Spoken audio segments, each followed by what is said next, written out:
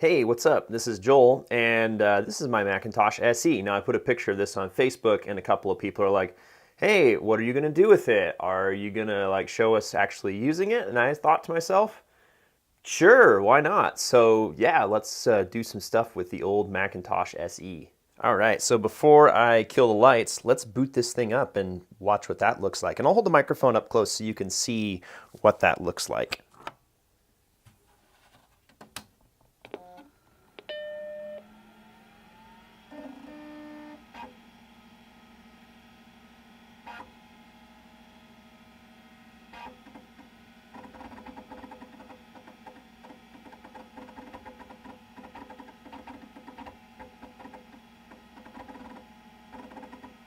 Man, isn't that fun?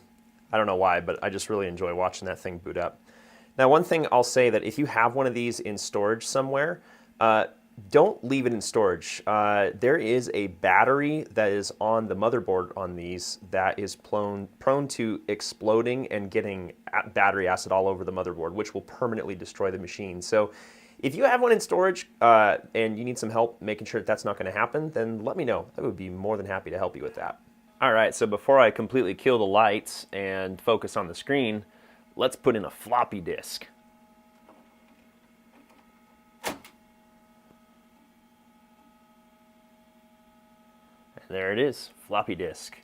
Okay, it's all booted up and we got a floppy disk in here, so let's do some stuff on the old Macintosh. So here's the hard drive. This is one of the first models. In fact, I think this was the first model to include any kind of hard drive. So I don't know, let's do some more work type stuff first. So let's fire up a copy of MacPaint, and I don't know, let's say something like, hello. This is my really bad cursive with an old, very old mouse. So there we go, we just made a file. We could, save that off to a floppy if we wanted to, but I'm gonna quit. And do we want to save it? No, let's not save it. I don't know, how about some word processing? This, in fact, this machine, the hard drive on it was named word processor, which makes me think that it probably lived in like a publishing house or something like that. This was adjusted for today's inflation. This was about a $6,000 machine back in the day, so it makes sense that this would have been used for business purposes. So here's a copy of Microsoft Word 4.0. We'll go to the Apple menu and to About Microsoft Word. It's funny how little has changed over time. And April 10th, 1989, Microsoft Word version 4.0. Very cool. I don't know, so we can type some stuff. This is a Word document being written on a Macintosh SE. Very cool. Now, I would like to say that this is useful, but unfortunately, even if I save this to a floppy disk and take it over to my MacBook Pro, unfortunately, today's versions of Microsoft Word do not even read it at all. But let's go ahead and save it just for fun. So we're going to switch over to the floppy drive. So I've got some files saved on my floppy drive, and we'll call it Word document and hit save. There we go. You get a little progress indicator down here in the corner.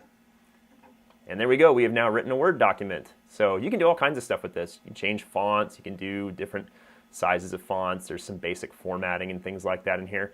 Some pretty cool stuff, especially considering that this machine was probably built in 1988 or 1989, most likely, maybe 87. I think this model was introduced in 87. So, all right, so let's go ahead and quit. And what should we do next? Oh, another fun thing is let's write a little program with Quick Basic. Now, pretty much every computer before the Macintosh came with what was called a BASIC interpreter. BASIC was an old programming language. It was very simple. Just about any old computer came with a BASIC interpreter. This one actually did not, though. You had to go get Microsoft Quick Basic if you wanted to do basic programming and stuff on this. So let's write a quick program. We'll call this line 10, and we'll say print hello world. So that's just going to put hello world on the screen, and then for the next time we'll go to 10. So we'll just loop the program around. So now we'll go to run and go to run program. And there we go, hello world, over and over and over and over and over again. So there we go, we just wrote a quick basic program. So of course you could do a lot more with it than that, but that's what I know what to do off the top of my head. So do we want to save it? No, let's not save it. All right, well, I don't know. We've used this thing for a bunch of work and the boss isn't around, so let's say that we want to play a game. Well, let's do that. So one of my favorite games on here was Sim City, so let's open up Sim City and we'll launch that real quick. Sim City, the city simulator, 1989 through 1992. All right, let's just, I don't know. Let's load. Actually, let's do a existing city here. So Dolesville, USA, and all right. So here's the comprehensive map view, and let's go take a look at. Can we like click anywhere to go to that point in time? Where that spot is? I guess we can't. All right, let's just go find it manually. So let's scroll around on the map here, see if we can figure out where Dolesville, USA. There it is. Yep. So we've got some commercial, some residential, a little bit of traffic there. Yeah, this was a fun game. In fact, I've been playing it quite a bit on this machine lately. And my daughter, Quincy, she's been playing it a lot too. She really likes SimCity on it. So yeah, very cool, SimCity. All right, so let's go ahead and let's take a look at the last thing that I'll show you on this before we just look at a couple of things that are actually on System 6 kind of built into the computer here. Is let's take a look at what probably most people remember, which was Oregon Trail. Jenny Rossman rules. Must be who licensed this copy and then pirated it so that we could all use it. All right, the Oregon Trail. So let's go travel the trail. Ooh, blah, blah, blah. Continue. Let's see, name, Joel. And I am a merchant. And what are we going to take? Let's take 10 oxen, 20 sets of clothing. Let's do like 20 boxes of bullets. 2 spare wagon wheels, 2 spare axles, 2 wagon tongues, and can we do the full 2,000 pounds of food? Yes, we can. So we'll hit buy, and let's start in April. Ooh, Independence, Missouri. All right, let's go. You decided to continue. And there we go. We're now on the Oregon Trail. So let's pick up the pace a little bit here. Let's do a grueling pace. Oh yeah, now those oxen are really working out here. Go, oxen, go. And there's our first river. Hey, we're at the Kansas River crossing. So what do we want to do? Do we want to attempt to ford the river, caulk the wagon and float it? Ooh, it's 7 feet deep. There's no way we're going to be able to ford it. So let's caulk the wagon and float it, and let's see what happens here. Hopefully there will be disaster.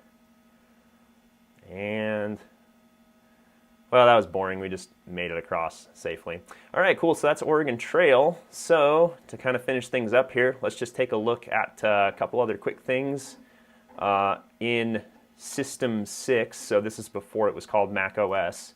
So if you go to the Apple menu and go to About the Finder, then we can see it's System 6.08. Larry, John, Steve, and Bruce made it, and we have a total of 1,024 kilobytes of memory, which is about a 2,000th of what your smartphone probably has, maybe even a 4,000th of what your smartphone has. So yeah, very, very limited resources, but that's what makes it fun. So there's some basic things that we can do here, like you can open up a calculator. So we go, calculator, we can do 1 plus 1. Oh, apparently that doesn't work. I don't know what I did wrong, but there's a calculator.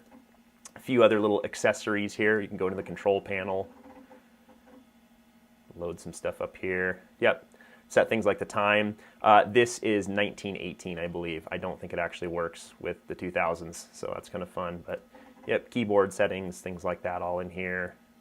And let's see, I've got a screensaver loaded in here. It's called After Dark, so I can invoke it by moving my mouse up in the corner.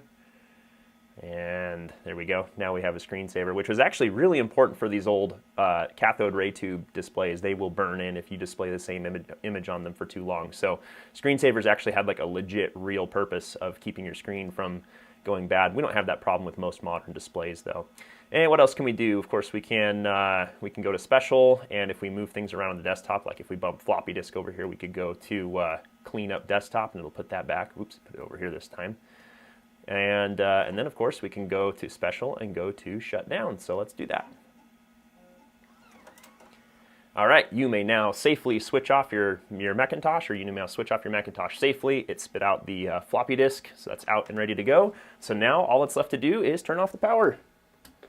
And there we go. Okay, I hope you enjoyed this tour of my little Macintosh SE. Thanks for nerding out on this with me, and have a good one.